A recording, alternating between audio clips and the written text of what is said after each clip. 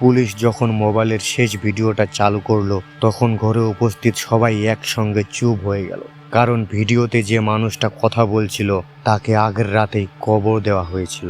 ঘটনাটা শুরু হয় এক শীতের রাতে। গ্রামের এক যুবক বন্ধুদের সাথে বাজি ধরে মাঝরাতে পুরনো কবরস্থানে যায়।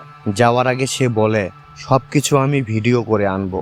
ভিডিওর শুরুতে সবকিছু স্বাভাবিক ছিল, টর্চের আলো, শুকনো পাতা, ঠান্ডা বাতাস। হঠাৎ ক্যামেরায় দূরে সাদা কাপড় পরা একজন মানুষ দেখা গেল। যুবকটা ভেবেছিল হয়তো গ্রামের কেউ।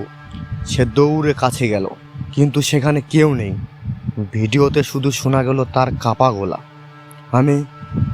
আমি তো এখানেই দেখলাম। ঠিক তখনই ক্যামেরাটা নিজে থেকে ঘুরে গেল পেছনে একটি পুরনো কবরের পাশে। একই সাদা কাপড় পরা মানুষটা এবার একেবারে স্থির হয়ে দাঁড়িয়ে।